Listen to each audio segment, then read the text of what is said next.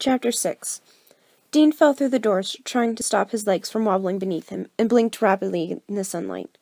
Ugh, man, there's a reason I drive everywhere, he groaned as he pinched the bridge of his nose and shook the vertigo out of his head. Bit too bumpy for you, sunshine, Amy teased. She, the doctor, and Rory had followed Dean out of the TARDIS and into the white stone courtyard. To their left was a grand staircase leading up to a castle. Large marble and stone buildings surrounding the rest of the courtyard. The TARDIS had parked itself in a nook between two buildings, shadowed just enough to hide her magnificent blue amongst all the white. Definitely medieval, the doctor was saying. He stuck his finger into his mouth and held it up to the breeze. Ah, yes, it's 25th of August, 4063. 463. Dean looked at him in disbelief. You can tell the year by the wind, he gasped. Nah, I looked at the date on the TARDIS reading before I followed you out, he said. I just wanted to know if I should go back inside for a heavier coat. Doctor, Amy interrupted them. She was standing deadly still, her eyes wide with terror. As she stared across the courtyard, Roy was stuttering, taking a few steps back as he stared at another tall weeping angel just a few feet away from where the TARDIS had landed. The doctor followed his gaze, and Dean followed Amy's. So I'm guessing these are the weeping angels, Dean muttered, automatically preparing himself to either run or fight.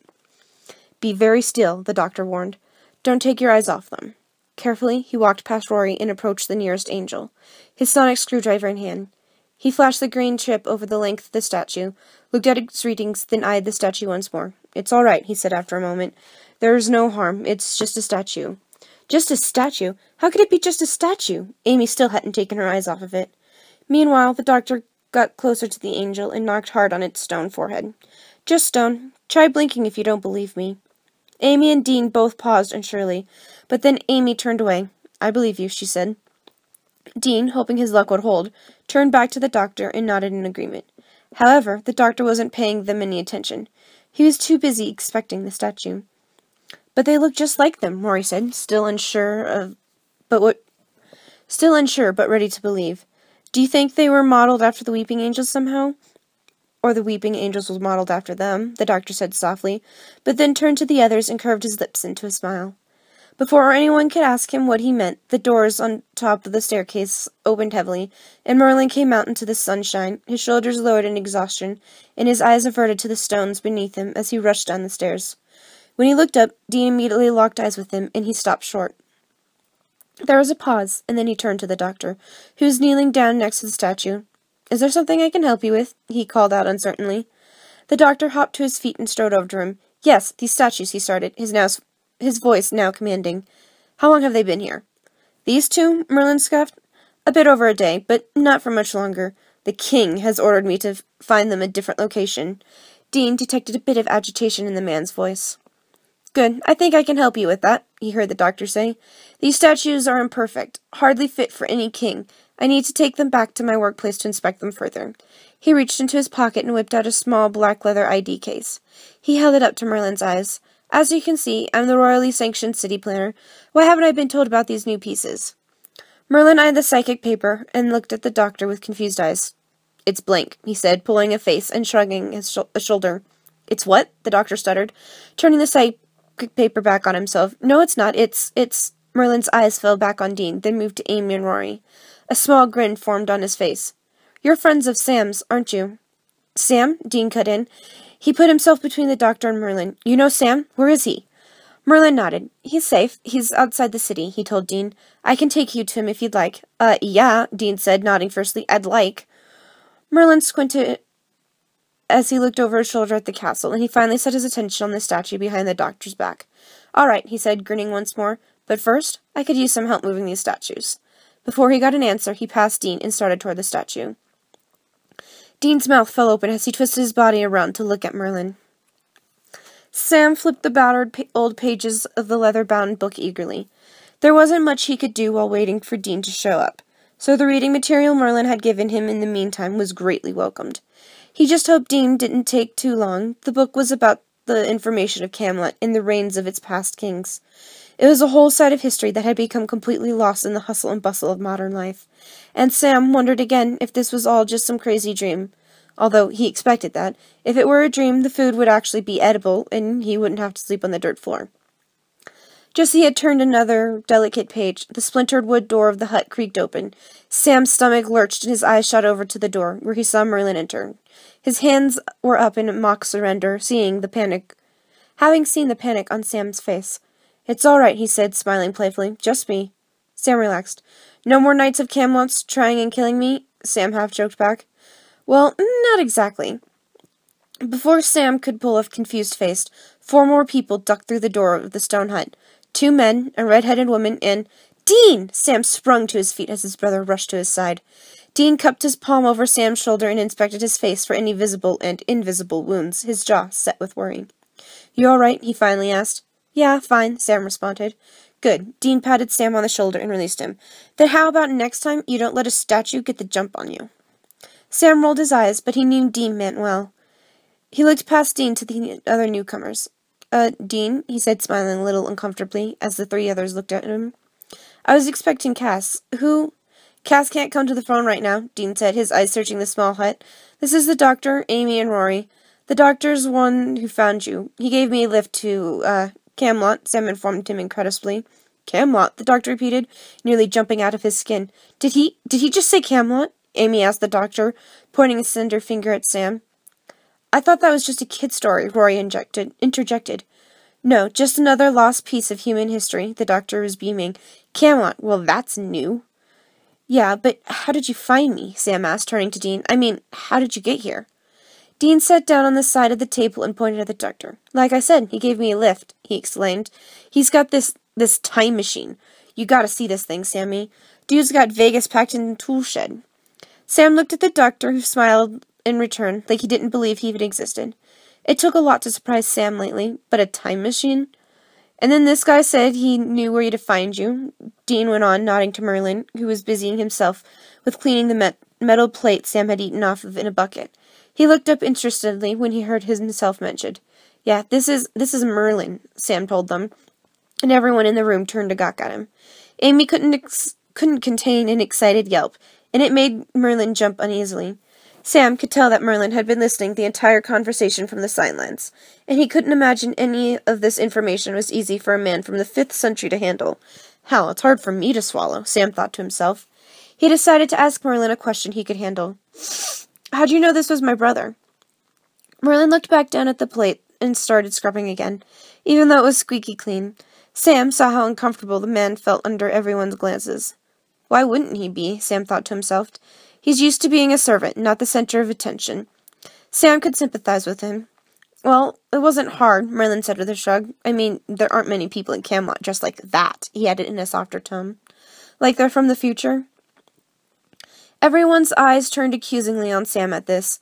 Sam pulled an apologetic face. "Sorry," he said. "He kind of knows everything. I had to tell him. We had a deal. He puts the message for you on the rock. I start giving some answers." "I wasn't expecting those answers," Merlin muttered audibly. "Yeah, well, just so we're clear," Dan said, standing up and facing Merlin. "These," he motioned to his, Sam's, Amy's, Rory's clothes, "are future clothes. That," he pointed to the doctor, licked his lips and shook his head. "I don't even know." "Bow ties are cool," the doctor retorted, in a voice that suggested he said this 100 times before in a long battle to convince the world that he was right, and that sentence was his only line of defense. Sam saw Merlin shake his head, almost as though he had a headache, and moved to exit the hut. "You need more firewood," he muttered on his way out. Sam watched him go with empathetic eyes. Poor kid, he thought, and I thought I was having a tough time dealing with time travel. "Yeah, but Dean, we have a problem," Sam said, trying to get back on track. Once he was sure Merlin was gone. "That thing that sent me back here, the Weeping Angel, there are more of them, here in Camelot." "We know," the doctor answered instead of Dean, as he took a seat at the table. Amy placed herself behind him. "And they're not weeping angels. They're just statues made to look like weeping angels." "Okay," Sam said unsurely. "But still, that's a problem. I mean, why make them? Who did it?" "No one," the doctor seemed so sure of himself. "There are only so many patterns in the universe. An idea can be copied and transmitted through the stars." He waved the idea away. "I've checked the statues over and over again. They're perfectly normal." "How do you know?" Sam said, agitation in his tone. He was convinced there was more going on, and it didn't help that this doctor, whoever he was being so pompous. "He knows all right," Amy cut in defense. "If the doctor was wrong, we'd be dead." Sam was still unconvinced. He looked back at Dean for confirmation, but his brother just stayed back, almost as uncertain as he was. Right, well, forget about that for right now, Dean said and stood up. We have another problem to deal with. He pointed towards the closed door. The kid. Merlin? Sam wondered. He's a witch, Sam, or a sorcerer. I don't know whatever they call him here. Yeah, so? So? Sam, how many good witches have we met? None. Dean looked to the others to back him up. Am I right? Nothing good ever comes from spells and spewing bodily fluids everywhere. For one thing, it's unsanitary. But that's the least of my worries. I don't want to be turned into a newt. Dean, he's Merlin, Sam argued. The one from the stories, remember? The one who helped people? Yeah, stories, Sam. How do we know they're the real thing? You can't tell me that kid hasn't killed people. You can see it on his face. You're both talking like there's such thing as magic, Rory said from his place against the wall. He tilted his head to Amy and the doctor. We've been around a bit, enough to know that whenever people think it's magic, it's usually some alien or monster or vampire fish from space, Amy offered. Rory nodded in agreement. Exactly. Vampire fish from space. Dean scoffed at this. Well, we've been around enough to tell you to shut the hell up. Yeah, but there's got to be some kind of explanation, Amy said. She looked down at the doctor, who had been silently taking in the conversation. Right, Doctor? There's no such thing as magic. Not really. No, the doctor agreed. Not really. It's just a different kind of science. You use math and physics, or other races use words. They touch down on Earth. The human races pick up on a thing or two. You remember the Caratines? Amy opened her mouth to say she didn't, but the doctor waved it away before she got the chance. No, you don't. That was Martha. Still, it's the same principle. Whatever it is, Dean broke in. What are we going to do with him? Sam had just about enough of this. We're not going to do anything, Dean, he boomed, pointing towards the door as though Merlin was standing right there. But we have to do something about the weeping angels. There are no weeping angels, the doctor promised. There's no threat. Merlin straightened out and slapped another stick on top of the pile he was carrying in his other arm. He could hear muffled shouts from the hut a few kilometers away, but tried to tune them out. The others seemed to be arguing about something, and Merlin wished that they would just leave, but he knew he couldn't allow them to go so soon. He needed their help. He and Gaius had been up half the night trying to find any mention of the Weeping Angels in Gaius's book collection. Merlin had even given Sam a book to help in their efforts, just to see if he turned anything up. If he had, he said nothing. What's more, Merlin and Gaius had found nothing on these creatures, and Merlin was starting to believe Sam was making this up. Time travel, he muttered aloud. It's not possible. Through the cheese he could see the castle, made tiny in the distance, and hardened his jaw in thought. How could the others not know Camelot existed?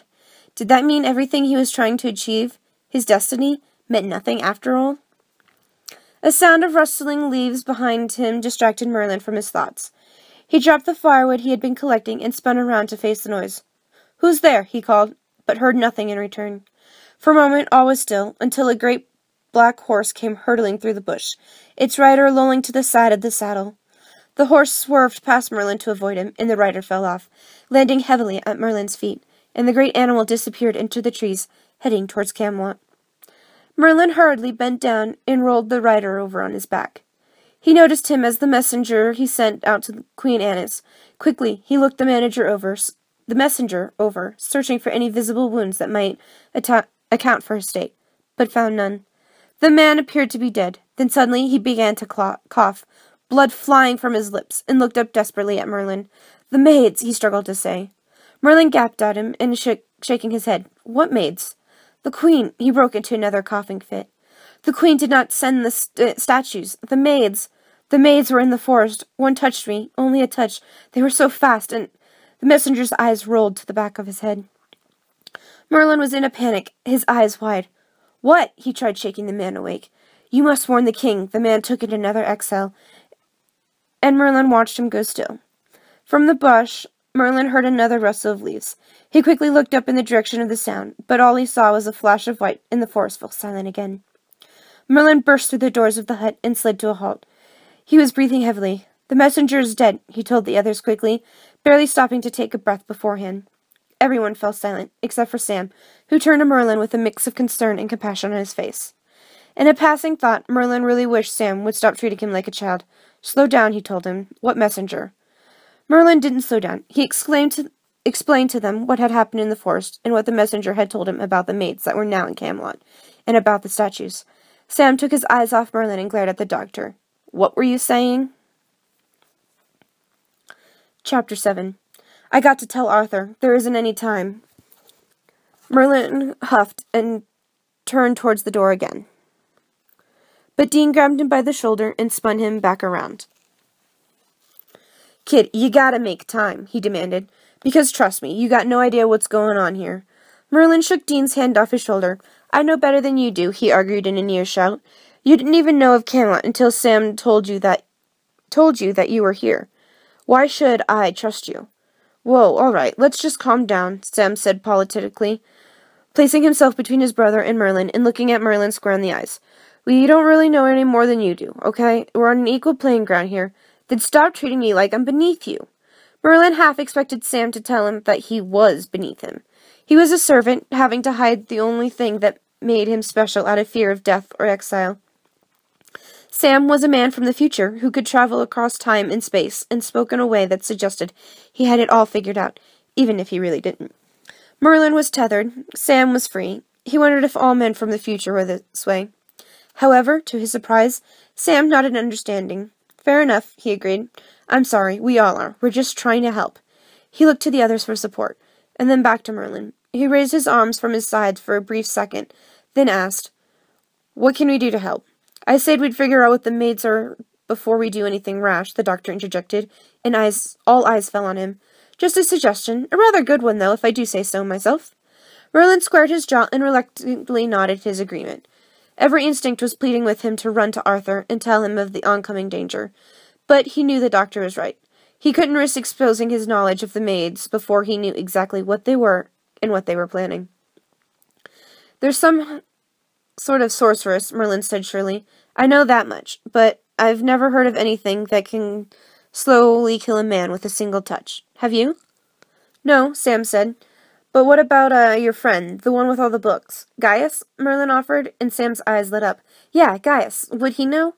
Merlin considered this for a moment. He didn't think Gaius would know anything about such creatures, though prior knowledge, but perhaps his personal library would hold an account of them. He may, Merlin said at last. All right, then, Sam said. Let's go talk to Gaius. Night had already fallen by the time they reached the city, and Merlin snuck the group through the back corridors and shady areas to avoid any watchful eyes. Twice they had to pause and hide from the armored patrolmen. We can't risk anyone realizing who you are, Merlin informed Sam. They'll kill me on the spot, and you don't want to know what would happen to you. Sam didn't want to find out either. When they were approaching the modest chamber occupied by Merlin and Gaius, Sam saw the door was already wide open, and he could hear a struggle coming from inside. Gaius! Merlin shouted from next to him, and he took off through the door. By the time Sam and the others caught up, the room was in ruins. Tables were overturned, books and papers were torn and scattered across the room. Glass bottles and vials were smashed, and an old man in a long blue robe, who Sam assumed was Gaius, had been knocked onto the floorboards. Merlin was knelt down at the man's side, but he had a finger pointing towards the opposite side of the room. Stop her, he shouted. Sam tried to follow his gaze, but before he got a clear idea of what was going on, he heard Amy shriek, Dean, watch out! Sam's eyes shot over towards his brother. Mere inches from Dean was a small woman with jet black hair, pale skin, and a clean white peasant dress. Her eyes were the color of blood, and she reached toward Dean with a bony hand and went to graze his cheek with her palm. Sam shouted his brother's name, but the woman was moving too fast for him to do anything else. However, she was suddenly thrown back towards an overturned table by an unseen force. The fall left her body unmoving and unconscious. Sam scoured the room for whatever it was that knocked the woman back, and when his eyes fell on Merlin still kneeling across the room, Sam saw the man's own eyes fading from a bright gold back to their normal blue. Amy, Rory, help me restrain her before she wakes up, the doctor said, rushing towards the woman, and don't touch her bare skin. Meanwhile, Dean stood shell-shocked and speechless, blinking at the spot before him where the woman had been knocked backwards. Then his eyes flashed towards Merlin. You saved me, he gasped, obviously having seen what Merlin had done for him. Sam couldn't help but smile. You're no use to any of us dead, Merlin reposed, and then looked down to Gaius. Now help me get him up. Sam followed Dean over to help Merlin, while the others worked on tying the woman to a wooden ladder in the corner of the room with fraying ropes. Out of the corner of his eye, Sam saw the doctor pull out his sonic screwdriver and further tighten the ropes that bound the woman's wrists for good measure. That should hold her, the doctor told them, as Sam, Dean, and Merlin managed to heave Gaius up onto a small cot along one wall of the room. Gaius, can you hear me? Merlin said softly, sitting on the cot next to the man. The doctor strode over and flashed the sonic over the man before checking its readings. He's fine, he assured Merlin. Just a bump on the head. As if to prove him right, Gaius groaned softly and his eyes fluttered open. Merlin, the man croaked, and Sam could see Merlin's heart jump out of his chest. Gaius, are you all right? He asked speedily. Did she touch you? Gaius struggled to sit up, and Roy broke through the crowd to hand him a clay glass of water. Touch me? Gaius wondered, confusion in his voice. No, my boy, she was in a rage. I was knocked back when she overturned the table. I'm afraid I'm not as young as I used to be. Sam watched a broad smile form on Merlin's face. Who are these people, Merlin? Gaius asked, looking to Sam and the others as though he had just noticed their existence. Merlin's smile faded, and there was a pause before he said, Friends. Merlin, Gaius said almost disapprovingly, are you lying to me? Merlin changed the subject. We need help, he said, his eyes turning to the woman across the room. She's not Anus's maid. None of them are. How do you know? One of them killed the messenger. Gaius looked shocked for a moment. How? Merlin's eyes met Sam for a brief moment, almost as though he was asking Sam to back him up. She touched him, Sam said, and he hoped the guy would believe him. Merlin trusted him, and that would have to be good enough for Sam. Have you ever heard of something that can do such a thing? Merlin asked. Rory said from behind the group, successfully getting everyone's attention. I think maybe we can just ask her that question. Sam looked at the woman in white, still tied tightly to the wooden beams of the ladder, and realized her piercing eyes were now open, and she wore a crooked smirk on her lips. Who are you? The doctor was bent over to look the woman in the eyes, his face inches from her. It had been over an hour, and the woman still wouldn't talk. Sam saw Dean getting anxious. He saw his brother's fingers curl as though he were clenching a knife. He saw his lips snarl as his mind reeled with thousands of angry or sarcastic comments he could throw at the woman. However, the doctor continued on. What are you? Doc, she ain't talking, Dean finally spoke up, no longer able to hold it in. The doctor straightened and turned to face him. I think it's time you let me and Sam have a crack at her. We know a thing or two about getting the truth out of evil son of a bitches. And just what are you suggesting? The doctor said, scorn in his eyes. Torture? Do you really think that will get you anywhere? Think of it more as an interrogation, Dean insisted. Torture, the doctor replied shortly. Dean shrugged. Works on demons. It'll work on whatever she is. Do not. Sam stood straighter as the doctor approached his brother, looking at Dean in such a way that suggested he were the threat. He got right into Dean's face, standing slightly shorter than him, and pointed a thin finger at his chest. Do not make me your enemy, Dean Winchester. His voice was strong, old, and definite. Just because the things you hunt aren't human doesn't mean they're not alive. You could be so much more than any of your kind, any hunter. He spoke as though he thought hunters were the lowest of the human race. There may have been a time when Sam agreed with him. So much better than torturer and a murderer. Dean licked his lips, never one to back down. Thanks, Gandhi, but you got your methods, I got mine. Not today. The doctor turned back to the woman, still pointing his finger at Dean. Do you hear what this man is saying? He wants to torture you. Now, I'm giving you a choice. Him or me. I'm the doctor. I can help. Tell me. He knelt down on one knee again. What planet are you from? For the first time, the woman's lips parted to let out a howling cackle. When she spoke, it was in an icy, growling voice. We come from Earth. Sam saw how Amy and Roy exchanged nervous glances, and he watched Merlin straighten up from his slouch on a wooden chair.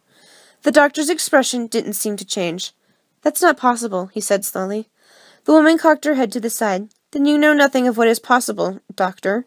No, the doctor said, hitting his forehead with the heel of his palm. No, it's not. You're fast. You transfer your will onto others through touch. Why? For sustenance? For defense? For fun, the woman cackled. I think I've worked it out, the doctor continued as though she had never spoken. But it can't be possible. It can't. Worked what out? Merlin asked from the sidelines. Doctor? The doctor ignored him, but stared at the woman, Who are you? What do you want? He asked again in a softer voice than before, as though he'd hoped her story would change. We are the Lempta, the woman said, still smirking. We're here to follow orders. Whose orders? Our great queen, she said. We will go to her in the dead of night. She will give us our final orders. Her eyes fell on Merlin, looking at him as though she could see right through him. Sam could see the alarm in the young wizard's eyes as the woman said, as though it were to him, We will take everything you love. The room went eerily quiet until stepped in. I think we've heard enough, he said, taking the doctor by the arm. Doctor? He fished for the man's attention, and the doctor finally met his eyes. Then he looked past Sam and released himself from his grip. Merlin, he said pointedly, we need to find out who the Lempta are working for. I think it's time we went undercover.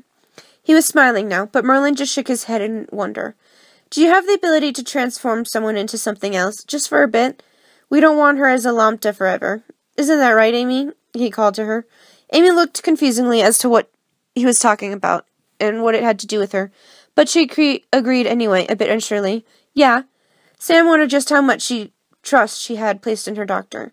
Meanwhile, Merlin was nodding. It will require a potion, he told the doctor. Gaius and I can make it now. We've already got all the ingredients. Chop, chop, we have no time to lose, the doctor said, fluttering his arms as he spun around towards Amy. Now, as for you.